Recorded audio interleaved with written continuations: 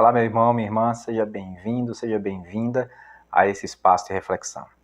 Quero refletir com vocês nesta manhã, dia 22 de novembro, acerca de uma passagem bíblica que se encontra lá no livro dos Provérbios, também capítulo 22, versículo 3, e o texto bíblico nos diz o seguinte: O prudente percebe o perigo e busca refúgio, o inexperiente segue adiante e sofre as consequências. Que Deus nos ajude a compreender devidamente sua palavra. E nós vamos perceber, meus queridos, que o livro de Provérbios, ele volta e meia faz umas comparações entre o ímpio e o justo, o sábio e o tolo, entre o bom e o mal, e também entre o prudente e o insensato, ou o prudente e o inexperiente. O fato é que nessas comparações sempre nos são oferecidas lições para a vida. E aqui nós temos uma lição preciosa nesses versículos. Percebam, meus queridos, que quando nós percebemos a ação da pessoa prudente, que ela percebe o perigo, quer dizer, ela analisa o que está à sua volta, ela consegue detectar esse perigo e imediatamente ela busca o quê? Refúgio.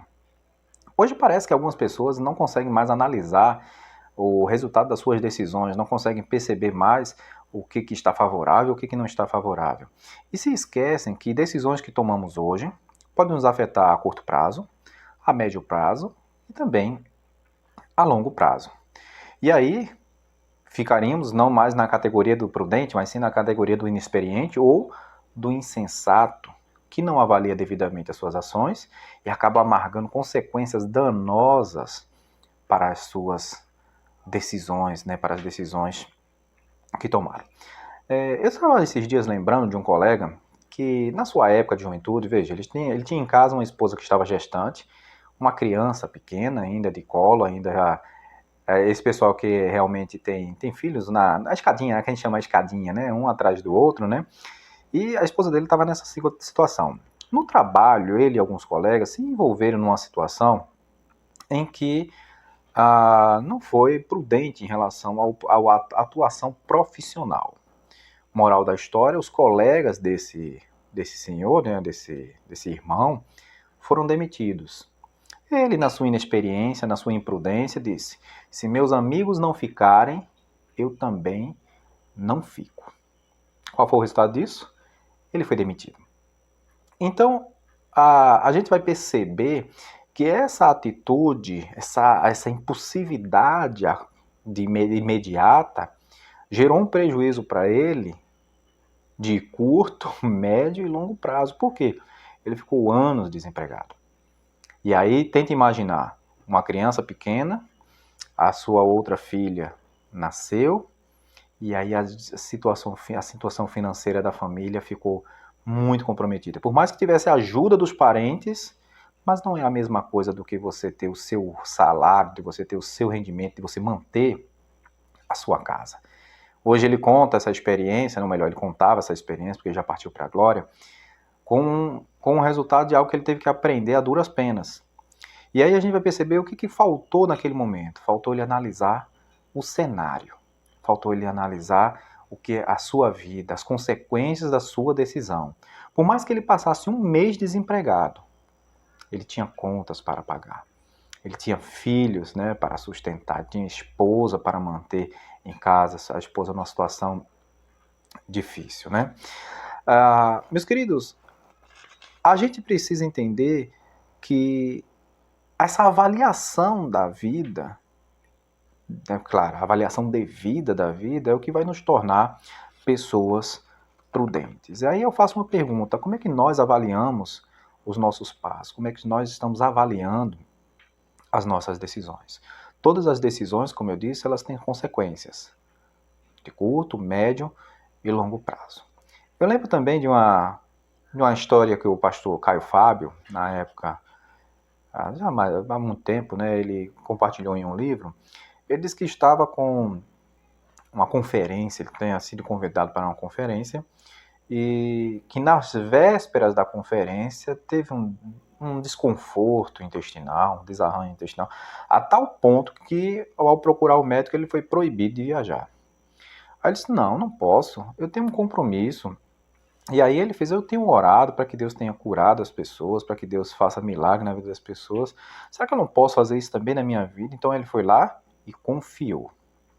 Confiou no Senhor, ou melhor, isso foi o relato dele, né? Confiou, que orou, e ele disse, e como prova disso, comeu um daqueles alimentos bem gordurosos, imagino que deve ter sido uma feijoada, né? Assim, para mostrar que estava bom, que tinha fé. Moral da história, foi bater no hospital internado. E ali ficou alguns dias, perdeu a conferência, ficou preocupado realmente com a saúde, teve um gasto, né? Todas as vezes que a gente vai para uma unidade hospitalar, por mais que a gente tenha um plano, ou seja, ou desfrute de alguma coisa do SUS, né? A gente tem sempre uma conta para pagar, né? Tem sempre uma caixa de remédio para comprar, tem sempre um tratamento, fora as coisas, né, que deixamos de realizar.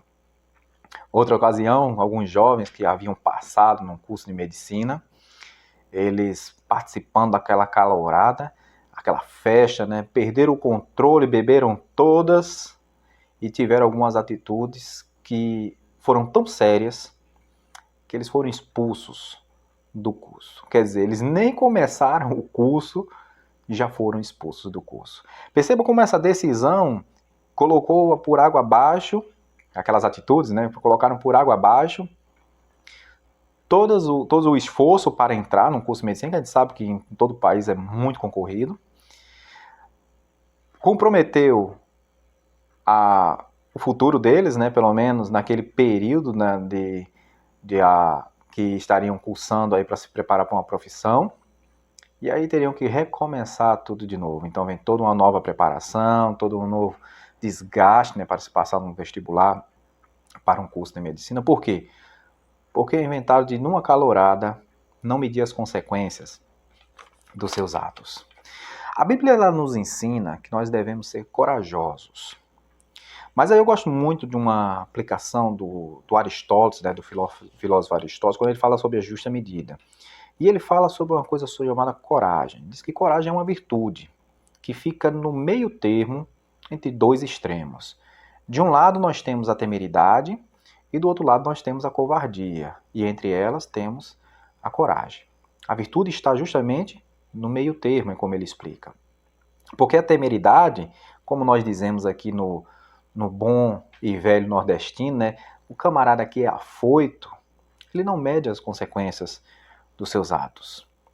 Também a pessoa que tem coragem, ela não se amedronta diante dos perigos, porque buscar refúgio não é necessariamente ser covarde.